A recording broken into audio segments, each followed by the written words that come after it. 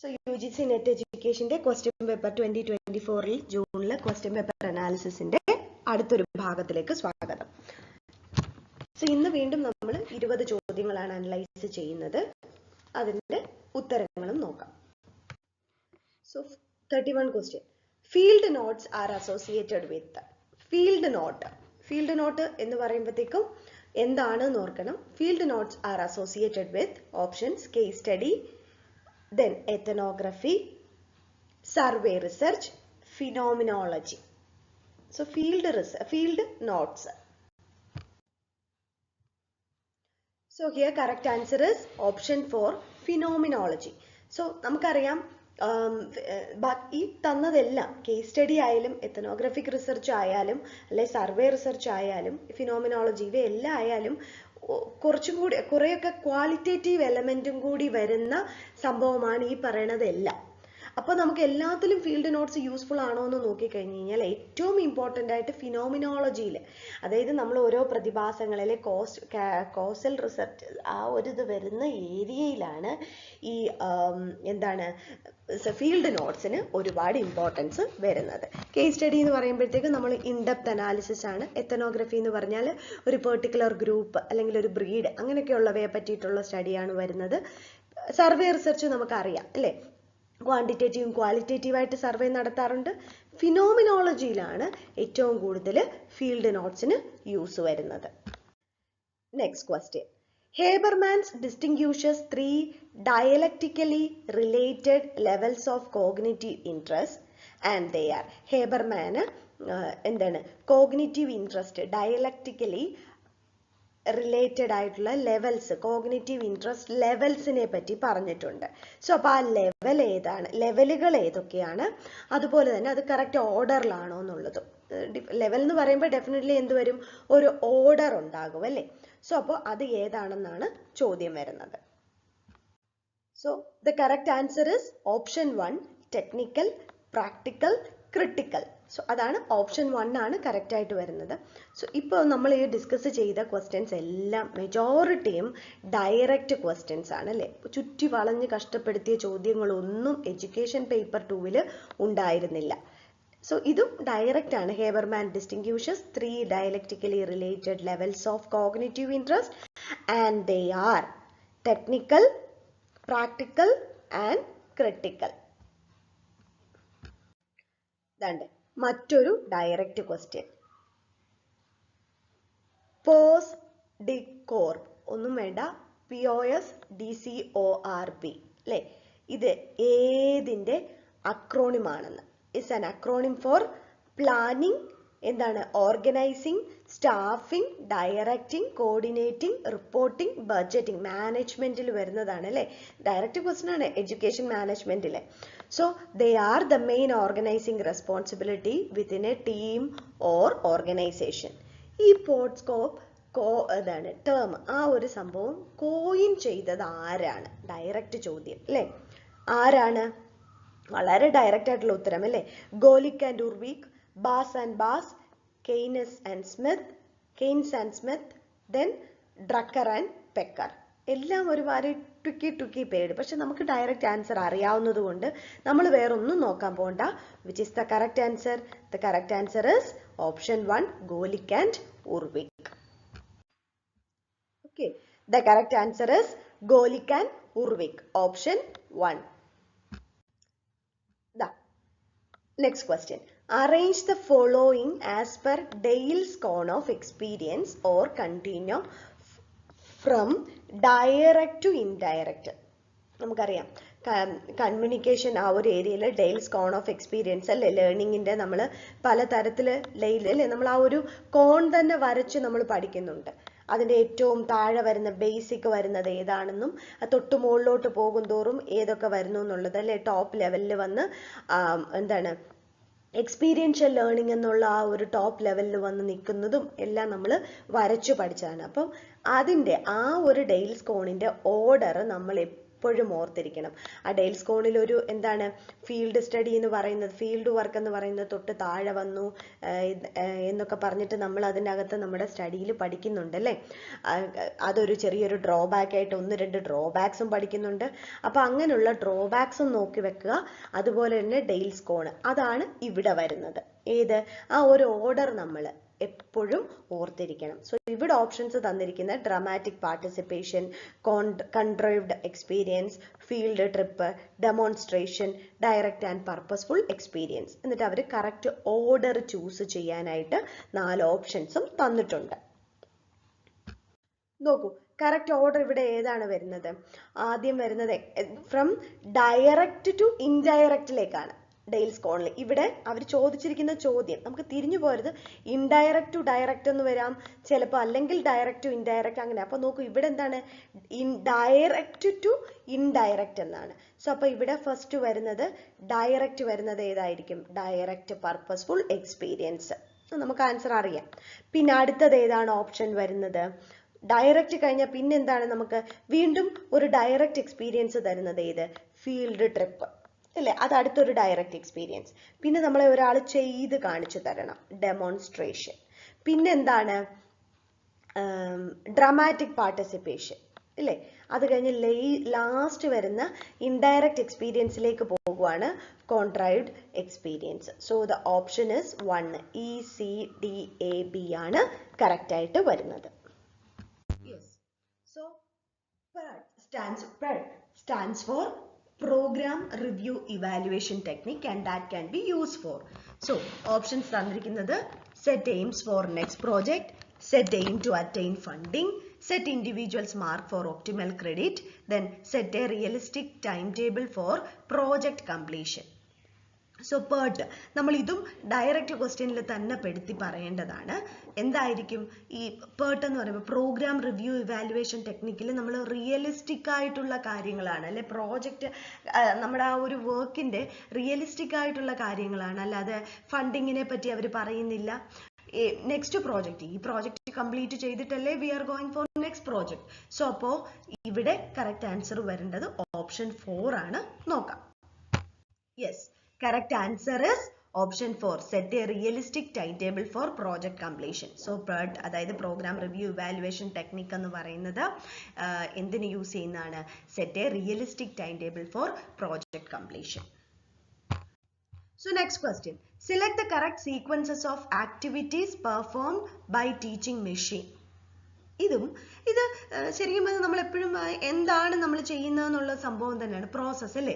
Teaching പ്രോസസ്സിലെ എന്തൊക്കെയാണ് അവിടെ നടക്കുന്ന പ്രോസസ്സുകളുടെ ഓർഡറിൽ കൊടുക്കാനാണ് അവർ പറയുന്നത്. സോ പക്ഷേ ഇതിൽ കുറച്ച് ട്രിക്കിയാണ്, കാരണം നമ്മൾ എപ്പോഴും കൈകാര്യം ചെയ്യുമ്പോൾ നമുക്ക് കൺഫ്യൂഷൻ വരും. സോ ഇപ്പോൾ ഇതിലൊന്ന് നോക്കാം, ഇതെൻ്റെ നമ്മുടെ ആ ഒരു പ്രോസസ്സ് നടക്കുന്ന ഓർഡറിൽ തന്നെ ഒന്ന് വായിച്ചു നോക്കാം. ഇവിടെ തന്നിരിക്കുന്ന എന്തൊക്കെയാണ്? Option A reinforce the learner, evaluate the learner, display information to the learner, control next display, then seek learner response. So ഇവിടെ നോക്കിക്കേ, ആദ്യം നമ്മൾ എന്ത് കൊടുക്കണം? ആദ്യം നമ്മൾ അവർക്കൊരു ഇൻഫർമേഷൻ കാണിച്ചു കൊടുക്കണം അല്ലേ. അപ്പൊ നമുക്ക് നമ്മുടെ ഒരു ലോജിക്ക് വെച്ച് നോക്കിയാൽ എന്ത് ചെയ്യണം? ആദ്യം നമ്മളത് കാണിച്ചു കൊടുത്തിട്ടല്ല, നമ്മൾ ക്ലാസ്സിൽ വന്നിട്ട് ആദ്യമേ എന്താണ് എന്തെങ്കിലും ഒരു പാത തെളിച്ച്, ഒരു ഇൻട്രോഡക്ടറി ആക്ടിവിറ്റി പോലെ അല്ലേ, എന്തെങ്കിലും ഒരു പാത തെളിച്ചു കൊടുത്തിട്ടാണ് അവർക്ക് നമ്മളത് ചെയ്യുന്നത്. സോ അപ്പൊ ഇവിടെ എന്ത് വരും? സി ആണ് സ്റ്റാർട്ടിങ്ങിൽ വരേണ്ടത്. That means display information to the learner. Okay, അതവിടെ നിന്നു. ഇനി അടുത്തത് നോക്കിക്കേ, ഇനി നമ്മൾ കൊടുത്തിട്ട് എന്ത് ചെയ്യും? We will wait for learners response അല്ലേ. ഒരു കാര്യം അങ്ങോട്ട് ഇട്ട് കൊടുത്തു, എന്നിട്ട് we are waiting for learners response. So option E ആയിരിക്കണം സെക്കൻഡ് ആയിട്ട്, that seeks learners response. So അപ്പൊ സിയും ഇയും കറക്റ്റ് ആയി. ഇനി എന്താണ്? പിന്നെ എന്ത് ചെയ്യണം? അത് കിട്ടി, അവരുടെ റെസ്പോൺസ് കിട്ടിയ നമ്മൾ ആ റെസ്പോൺസിനെ എന്ത് ചെയ്യണം? വി നീഡ് ടു ഇവാലുവേറ്റ് അല്ലേ. നമ്മളത് ഇവാലുവേറ്റ് ചെയ്തു. സോ CEB ഇവിടെ ആക്ച്വലി CEB ഓപ്ഷൻ വരുന്നത് ഒരെണ്ണം ഏതാണ്? സെക്കൻഡ് ആണ് വരുന്നത്. നമുക്ക് നോക്കാം മാർക്കിംഗ് കൂടി ആ സെക്കൻഡ് ഓപ്ഷൻ വെച്ച് കറക്റ്റ് ആവുന്നോന്ന് നോക്കൂ. A reinforce the learner, yes, നമ്മൾ ആ ഇവാലുവേറ്റ് ചെയ്തിട്ട് യെസ് നിങ്ങൾ പറഞ്ഞത് ശരിയാണ് എന്ന് പറഞ്ഞ് നമ്മളൊന്ന് ലേണറിനെ റീഇൻഫോഴ്സ് ചെയ്യിക്കുന്നു. ദെൻ അത് കഴിഞ്ഞിട്ട് എന്ത് ചെയ്യണം? കൺട്രോൾ നെക്സ്റ്റ് ഡിസ്പ്ലേ, അടുത്തൊരു ഡിസ്പ്ലേയിലേക്ക് അല്ലെങ്കിൽ അടുത്തൊരു ടോപ്പിക്കിലേക്ക് അല്ലെങ്കിൽ ആ ഒരു ടൈറ്റിലേക്ക് നമ്മൾ പോകുന്നു. സോ അപ്പോൾ നമ്മൾ ഉദ്ദേശിച്ച ഈ 2 എന്ന് പറയുന്ന ഓപ്ഷൻ കറക്റ്റ് ആവാനാണ് ചാൻസ്. യെസ്, കറക്റ്റ് ആൻസർ ഏതാണ്? Option CEBAD, that is option 2 ആണ്. Severe intellectual disability corresponds to which IQ range? 0 to 20, 20 to 35, 35 to 50, 50 to 70. Yes, ഇവിടെ കറക്റ്റ് ആൻസർ 20 to 35. കാരണം നമ്മൾ എപ്പോഴും പറയുന്നത് ഒരു 20ക്ക് ബിലോ വരെയാണെങ്കിൽ സിവിയർ എന്ന് പറയാൻ പറ്റില്ല. കാരണം അവർക്ക് പിന്നെ പ്രത്യേകിച്ച് ഒന്നുമില്ല. They may not be able to എന്താണ് അവർ ജസ്റ്റ് ജീവിച്ചിരിക്കുന്നു എന്ന് മാത്രം നമ്മൾ പറയുന്നത്. പക്ഷേ സിവിയർ ഇന്റലക്ച്വൽ ഡിസബിലിറ്റി എന്ന് പറയുന്ന ആ ഒരു IQ റേഞ്ച് കൊടുക്കുന്നത് 20ക്കും 35നും ഇടയിലാണ്. വീണ്ടും നമ്മൾ റിസർച്ചിലെ മറ്റൊരു ക്വസ്റ്റ്യനിലേക്ക് അല്ലെ, സ്റ്റാൻഡർഡൈസേഷൻ ടെസ്റ്റിന്റെ ഐറ്റം അനാലിസിസ് ചെയ്ത് വാലിഡിറ്റി അല്ല സ്റ്റാൻഡർഡൈസേഷൻ ചെയ്യുന്ന ആ ഒരു പ്രോസസ്സിലേക്ക്. The correct sequence of steps involve in standardisation of a test among the following. നോക്ക്, finalising the form, editing the items, preparation of test manual, actual try out, item analysis. നോക്കൂ, നമ്മൾ ഇതിൽ ഒരു ടെസ്റ്റിനെ സ്റ്റാൻഡർഡൈസ് ചെയ്യണമെങ്കിൽ നമ്മൾ ആദ്യം എന്ത് ചെയ്യണം എന്ന് ചെയ്യണം. ആദ്യം നമ്മൾ എന്ത് ചെയ്യണം? നമ്മൾ ആ ടെസ്റ്റ് ഉണ്ടാക്കണം അല്ലേ? ഉണ്ടാക്കി കഴിഞ്ഞിട്ട് നമ്മൾ എന്ത് ചെയ്യണം? നമ്മൾ ആ ഒരു ടെസ്റ്റ് ഉണ്ടാക്കുക എന്ന് പറയുമ്പോഴത്തേക്കും അതിനു മുമ്പ് ആർക്ക് വേണ്ടി ഉണ്ടാക്കുന്നു, ഓക്കെ, എന്തിനു വേണ്ടി ഉണ്ടാക്കുന്നു, എത്ര മണിക്കൂറിലേക്കുള്ളതാവണം, എത്ര നമ്പർ ഓഫ് ക്വസ്റ്റ്യൻസ് ആവണം. അപ്പൊ എന്താ നമ്മൾ we need to fix some certain norms set ചെയ്യണം ഇല്ലേ? അപ്പൊ എന്ത് ചെയ്യും? ഫൈനലൈസിങ് ദി നോം. ഓക്കെ, ഇവിടെ ഫൈനലൈസിങ് ദ നോം എന്ന് പറഞ്ഞിട്ട് വന്നിരിക്കുന്നത് 2 ഓപ്ഷൻ ആണ്. നോക്കൂ, ഓപ്ഷൻ 2ഉം ഓപ്ഷൻ 4ഉം. അപ്പൊ നമുക്ക് എന്തായ ആദ്യം എഡിറ്റിംഗ് ദ ഐറ്റംസ് അല്ലല്ലോ, അപ്പൊ അതുകൊണ്ട് ബി നമുക്ക് 1ഉം 2ഉം നമുക്ക് 1ഉം 3ഉം നമുക്ക് തള്ളിക്കളയാം. പിന്നെ നോക്കാം, അപ്പൊ എയും 2ഉം 4ഉമാണ് ഓപ്ഷൻസിന് ചാൻസ് ഉള്ളത്. 2ഉം 4ലെ അടുത്തൊരു ഓപ്ഷൻ ഒന്ന് നോക്കിക്കേ. 2ന്റെ ഓപ്ഷൻ നോക്കിക്കേ, ബി ആണ്, editing the items. Item prepare ചെയ്യാതെ എങ്ങനെയാണ് ഐറ്റം നമ്മൾ എഡിറ്റ് ചെയ്യുന്നത്? അപ്പൊ നമ്മൾ ആദ്യം എന്ത് ചെയ്യണം? നമ്മൾ ഒരു ആക്ച്വൽ ട്രൈ ഔട്ട് നടത്തി ഐറ്റം എഡിറ്റ് ചെയ്യാനുള്ള ഒരു രീതിയിലേക്ക് പോകണം. സോ അപ്പോൾ എന്താണ്? ഫൈനൽ നോം സെറ്റ് ചെയ്തു, അത് കഴിഞ്ഞിട്ട് ഇടയ്ക്ക് ഒരു ഐറ്റം പ്രിപ്പറേഷൻ ഉണ്ട്. ഐറ്റം പ്രിപ്പയർ ചെയ്തിട്ട് നമ്മൾ എന്ത് ചെയ്യണം? നമ്മൾ നേരെ ഇവിടെ ആക്ച്വൽ ട്രൈ ഔട്ട് നടത്തണം. ഓക്കെ, ദെൻ അത് കഴിഞ്ഞിട്ട് നമ്മൾ നേരെ ഐറ്റം അനാലിസിസിലേക്ക് പോകണം.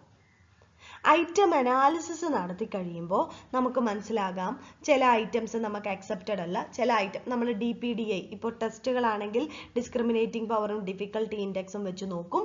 അതല്ല സ്കെയിൽ ഐറ്റംസ് ആണെങ്കിൽ നമ്മൾ T വാല്യൂ വെച്ച് നോക്കും. T വാല്യൂ വെച്ച് നോക്കിയിട്ട് നമ്മൾ എന്ത് ചെയ്യും? ഐറ്റം എഡിറ്റ് ചെയ്യും അല്ലേ? ദെൻ എന്നിട്ട് എന്ത് ചെയ്യും? നെക്സ്റ്റ് സ്റ്റേജിൽ നമ്മൾ പ്രിപ്പറേഷൻ ഓഫ് ടെസ്റ്റ് മാനുവൽ, ആ മാനുവൽ പ്രിപ്പയർ ചെയ്ത് ഫൈനലി നമ്മൾ ആ ടെസ്റ്റിലേക്ക് എത്തും. ഓക്കെ, അതായത് ഫൈനൽ ടെസ്റ്റിലേക്ക് എത്തും. സോ ഇവിടെ തന്നിരിക്കുന്ന ഓപ്ഷൻസ് വെച്ച് നോക്കുമ്പോൾ ഓപ്ഷൻ 4 ആണ് കറക്റ്റ് ആയിട്ട് തോന്നുന്നത്. കാരണം ഓപ്ഷൻ 2 എന്ന് പറയുന്നത് ബി ഓക്കെ ആണ്, കാരണം എഡിറ്റിംഗ് ദ ഐറ്റംസ് പറഞ്ഞാലും. Option D actual try out, അത് നമ്മൾ ഒരിക്കലും ട്രൈ ഔട്ട് നടത്തിയിട്ട് നമ്മൾ എഡിറ്റ് ചെയ്യുകയല്ല. അതുകൊണ്ട് ട്രൈ ഔട്ട് എന്തായാലും നമ്മൾ ട്രൈ ഔട്ടാണ്, അവിടെ ട്രൈ എന്നുള്ളൊരു പേര് വന്നതുകൊണ്ട്. സോ ഇവിടെ എനിക്ക് തോന്നുന്നു ആൻസർ ഓപ്ഷൻ 4 ആണ് എന്നാണ് എൻ്റെ വിശ്വാസം. നമുക്ക് ഇനിയിപ്പോൾ NTA കീ വരുമല്ലോ, കീ വരുമ്പോഴത്തേക്കും നമുക്ക് നോക്കാം. പക്ഷെ എനിക്ക് തോന്നുന്നു ഇവിടുത്തെ ഈ ഒരു ഓർഡർ അനുസരിച്ച് ഓപ്ഷൻ 4 ആണ് വരേണ്ടതെന്ന്. സോ ഇവിടെ കൊടുത്തിരിക്കുന്ന ഓപ്ഷൻ 4 ആണ്. നമുക്ക് നോക്കാം. കാരണം വെച്ച് കഴിഞ്ഞാൽ എനിക്ക് 2ഉം 4ഉം തമ്മിലുള്ള ഒരു ഡൗട്ടേ ഉള്ളൂ. പക്ഷേ നമുക്ക് നോക്കാം. സോ ഓപ്ഷൻ 4 ആണ് എന്നാണ് ഇവിടെയും നമ്മൾ കൊടുത്തിരിക്കുന്നത്. Next question.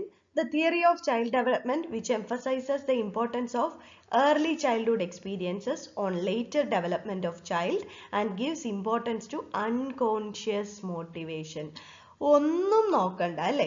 ഇതെത്ര കഥകളൊക്കെ പറഞ്ഞു വന്നാലും കോഗ്നിറ്റീവ് തിയറി അൺകോൺഷ്യസ് അല്ല. ബിഹേവിയറിസ്റ്റിക് തിയറി അൺകോൺഷ്യസിനെ നോക്കുന്നതല്ല.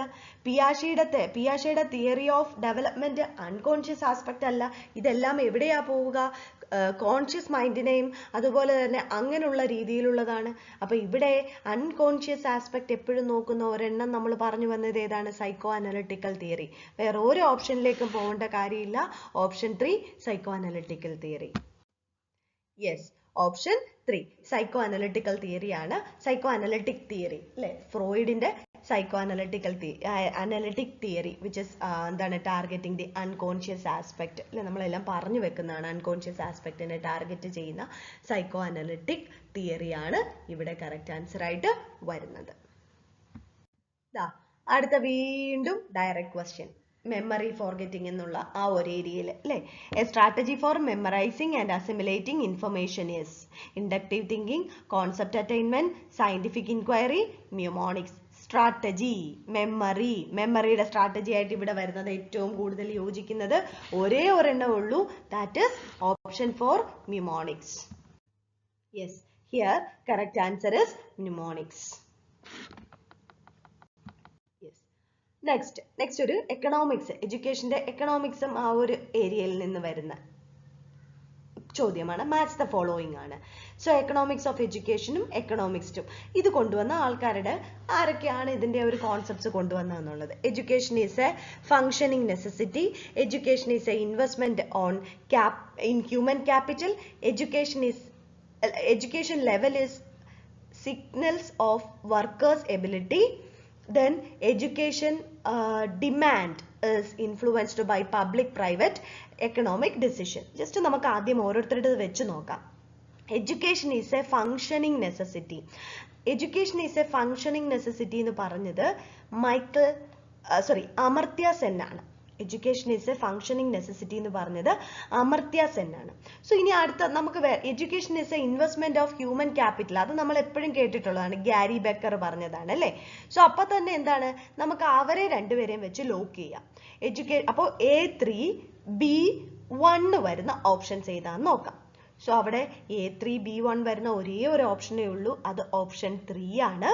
സോ അപ്പോൾ നോക്കാം, A1 A3 B1 C2 D4 വരുന്നത്. That is education is a functioning necessity പറഞ്ഞത് Amartya Sen, education is investment in human capital Gary Becker പറഞ്ഞു, then education level is signals of workers ability. Education levels എന്താണ്, education അത് workers ability വെച്ച് demand ചെയ്ത് Michael Spence പറഞ്ഞു. Then education demand is influenced by public private economic decisions, that is option 4 Keynes പറഞ്ഞു. So അപ്പോൾ ഇവിടെ correct answer option 3. Yes, here correct answer is option 3, that is A3 B1 C2 D4. മറ്റൊരു direct question, which of the following is not a technical model of curriculum planning? നോക്കൂ, open class room model, grass root model, Hunkins model, Tyler model. So ഇത് നോക്കിക്കേ, ഇതിലെല്ലാം grass root ആയാലും ഹങ്കിൻ ആയാലും Taylor ആയാലും technical മോഡലാണ്. So അപ്പൊ എന്തായിരിക്കാം ഓപ്ഷൻ വരിക? ഓപ്പൺ ക്ലാസ് റൂം മോഡലാണ്. It is not a technical model. So here correct answer is open classroom model, that is option 1. The class which is dominant material force in society is at the same time its dominant intellectual force. They rule as thinkers, as producers of ideas that get noticed. And the above understanding can be associated with. ഇത് ശരിക്കും പറഞ്ഞു കഴിഞ്ഞാൽ നമ്മുടെ first യൂണിറ്റിന്റെ ആ ഒരു ഭാഗം, അതായത് സെക്കൻഡ് വരുന്ന ആ ഒരു ഐഡിയലിസം, നാച്ചുറലിസം, പ്രാഗ്മാറ്റിസം അങ്ങനെയൊക്കെയുള്ള കുറേ ഭാഗങ്ങളുണ്ടല്ലോ. സോ ആ ക്ലാസ് എന്നൊക്കെ കേട്ട് കഴിഞ്ഞാലേ അറിയാം നിങ്ങൾക്ക് അല്ലേ. ക്ലാസ് എന്ന് പറഞ്ഞ ആ ഒരു എന്താണ്, ഹയർ ക്ലാസ്, ലോവർ ക്ലാസ്, ആ ഒരു ക്ലാസിന്റെ ബേസിസിൽ പറഞ്ഞിരുന്ന ഒരേ ഒരു തിയറിയേ ഉള്ളൂ, അതെന്താണ്, മാർക്സിസ്റ്റ് തിയറിയാണ്. സോ അപ്പോൾ ഇവിടെ correct answer option 4 Marxist. So ഈ പറയുന്ന ഈ ഒരു തിയറി ഉണ്ടല്ലോ, that means the class which is dominant material force in society at the same time if dominant intellectual force. ഈ ഒരു ടേംസ് പറഞ്ഞത് ആരാണ്? അല്ല, ഏത് തിയറി ഓഫ് എഡ്യൂക്കേഷൻ ആണ്? ഇവിടെ ഓപ്ഷൻ വരുന്നത് option 4, Marxist theory of education. Next, rational emotive behavior therapy was propounded by. rational emotive behavior therapy. അടുത്ത direct question. rational emotive behavior therapy ആരുടേതായിരുന്നു? Albert Ellis. So option answer Albert Ellis. അല്ലെ തന്നെ നിങ്ങൾക്കറിയാം, Carl റോജേഴ്സും Carl യുങ്ങും personality related ആയിട്ട് വരുന്നവരാണ്. പിന്നെ ആൽബർട്ട് മാത്യൂസ് മാത്രമേ ഒരു കൺഫ്യൂഷൻ വരുന്നുള്ളൂ. പക്ഷെ എല്ലിസിൻ്റെതാണ് എല്ലിസ് ഇമോട്ടീവ് ബിഹേവിയർ തെറാപ്പി, അല്ലേ? എല്ലിസിൻ്റെയാണ് ഇമോട്ടീവ് ബിഹേവിയർ തെറാപ്പി എന്ന് പറഞ്ഞ് നമ്മൾ പഠിച്ചിട്ടുണ്ട്. So correct answer is Albert Ellis. Next question. Which of the following is a fundamental principle of National Education Policy, NEP? So NEP ഇല്ലാത്തൊരു ചോദ്യം ഉണ്ടാവില്ല ഇനി കേട്ടോ.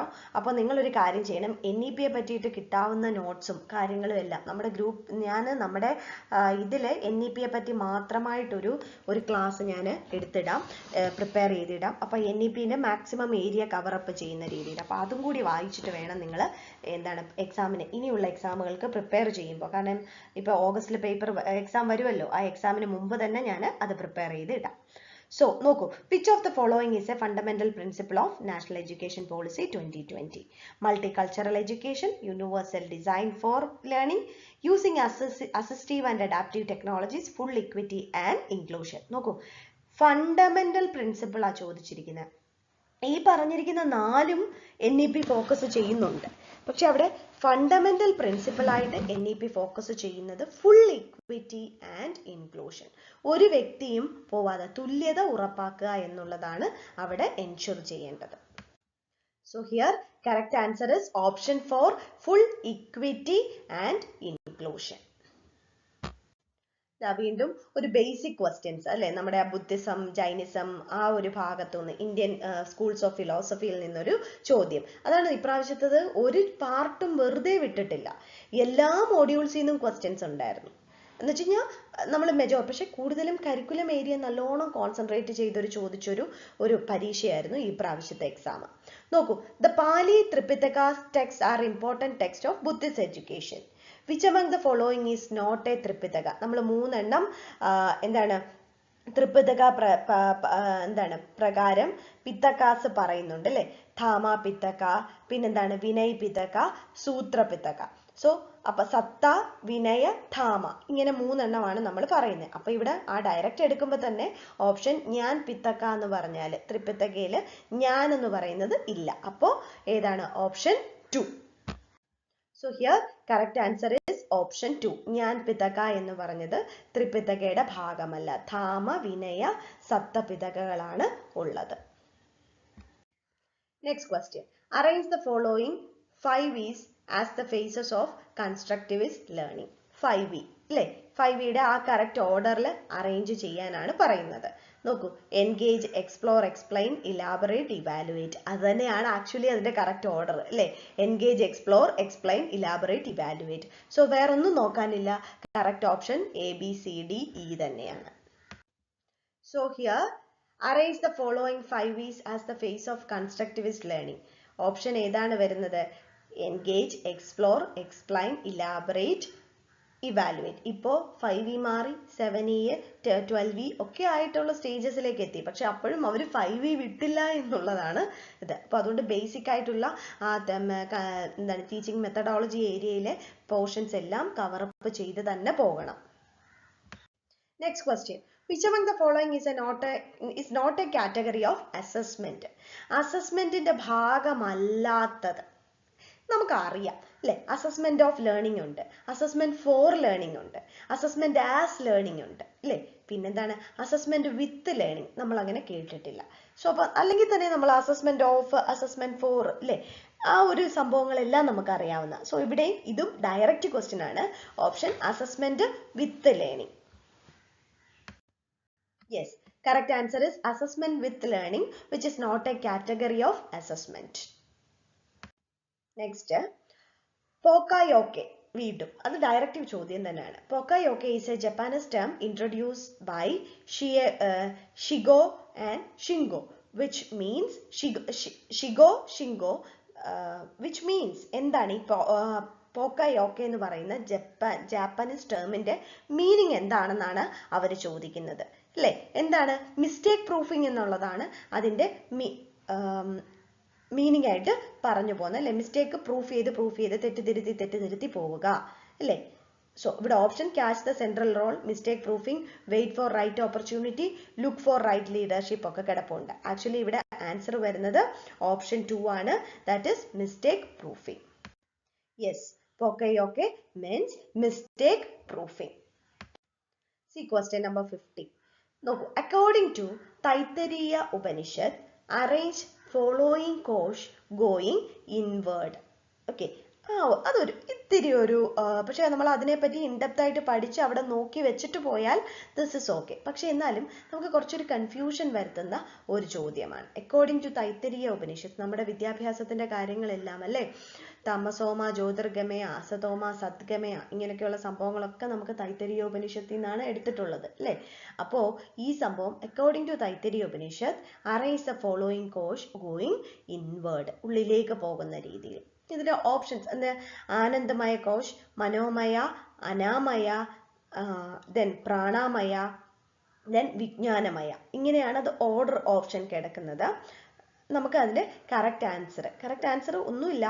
ഫസ്റ്റ് വരുന്നത് അന്നമയ കോശ്, ദെൻ നെക്സ്റ്റ് വരുന്നത് പ്രാണായാമം അല്ലേ, അങ്ങനെയല്ലേ, അന്നപ്രാണ അല്ലേ, അന്നപ്രാണ പറയുമ്പോ എന്താ, അന്നപ്രാണമന എന്നാണ് നമ്മൾ അവിടെ പഠിച്ചത് അല്ലേ. അപ്പൊ അന്നപ്രാണമന പറയുമ്പോഴത്തേക്കും C option Annamaya Kosh, then Pranamaya Kosh, then B വരുന്ന മനോമയ കോശ്. സോ ഈ 3 ഓപ്ഷൻ വരുന്ന സി ഡി ബി എന്ന് വരുന്നത് ഓപ്ഷൻ 1 ആണ്. ബാക്കിയും കൂടി ഓർഡർ കറക്റ്റ് ചെയ്യാം. ദാറ്റ് ഈസ് വിജ്ഞാനം, ദെൻ ആനന്ദം. ഫൈനലി ആണ് നമ്മൾ എന്തിലെത്തുന്നത്, വിജ്ഞാനം നേടിക്കഴിയുമ്പോൾ നമുക്ക് ആനന്ദം ഉണ്ടാകും ഇല്ലേ. സോ ഓപ്ഷൻ 1 ആണ്, C D P E A. So here correct answer is option 1, C D B E A, that is അന്ന പ്രാണ മനോവിജ്ഞാന ആനന്ദ, അങ്ങനെയാണ് പോകുന്നത്. സോ അത് ഓപ്ഷൻ 1 ആണ് കറക്റ്റ് ആൻസർ ആയിട്ട് വരുന്നത്.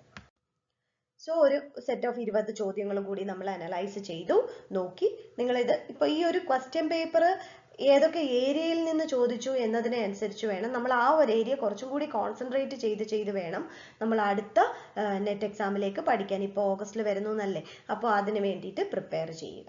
Okay, thank you so much. അടുത്ത ക്ലാസ്സിൽ കാണാം.